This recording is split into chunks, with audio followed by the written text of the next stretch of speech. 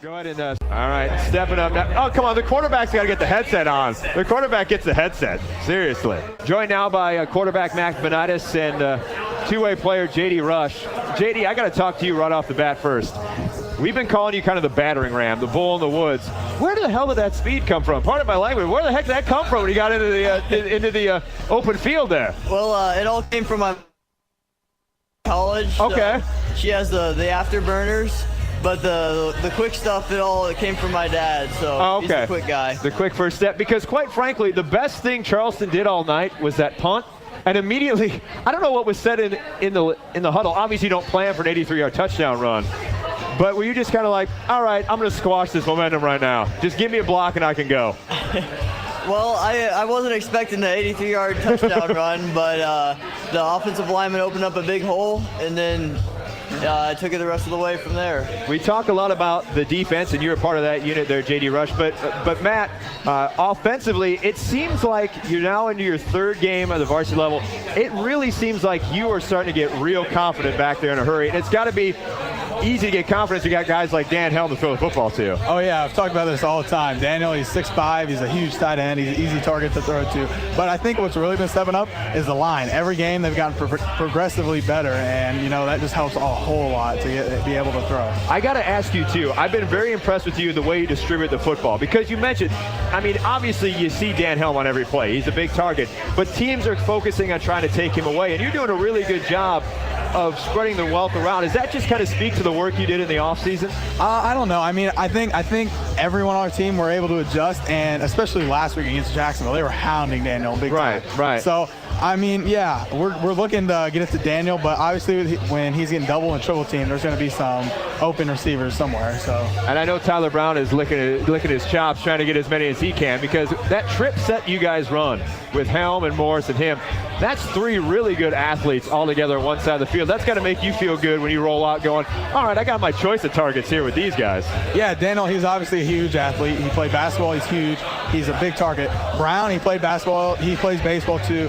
He plays football. He's another good athletic target. But somebody I think we're leaving out, because we haven't really been able to hit him on much, is Rocky Morris. Oh yeah. He's big. That's probably one of the top two quickest kids on the team. He's got great hands, and I think once we start getting the ball to Rocky in open space, it's gonna be big. And talk about your stable of backs. JD, you're one of them, and I talked to Tally about it. The nice thing it is, you have so much talent, but it seems like you guys all root for each other. No one's getting upset they're not getting their touches. Oh yeah, we rotate backs all the time, and whenever somebody does good, you know, you're benefiting the whole team. So we try to keep that whole team concept thing going.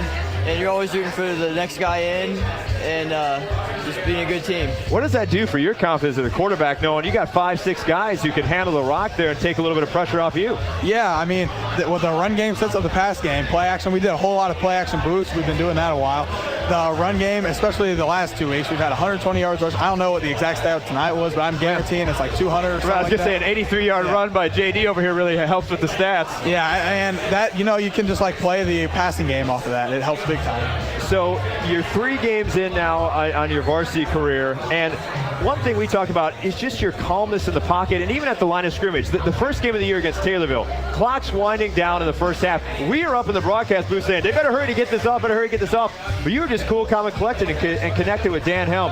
Is that just talk about your preparation and just having that internal quarterback clock, knowing how much time's left? You know, I don't like to brag, but I mean, I don't really get too nervous for these games. I just go out there and play, really. I don't let the game take my control of me. I try to control the game myself. So right, and Coach Rourke talked about it in the pregame. We had an interview with him, and he said the biggest thing about being a quarterback is not allowing people to get in your head. You know, when it come back to the huddle, oh, Rocky may say, oh, I'm open, or this, I'm open.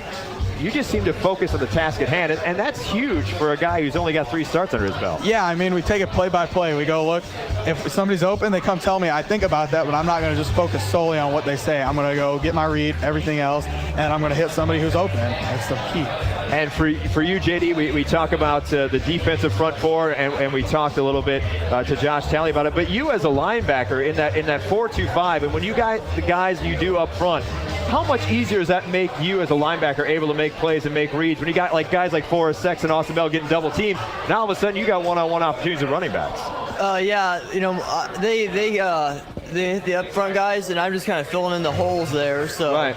But if they do their job, I sometimes don't even get to see the ball carrier. So. That's true, but you had some big plays in the Jacksonville game last week, some delayed blitzes, and that's going to help you get pressure on the quarterback. When you know Austin Bell's going to have two guys taking him up and Aaron Williams, all of a sudden the Red Sea parts, you got a beeline to a quarterback. Yep.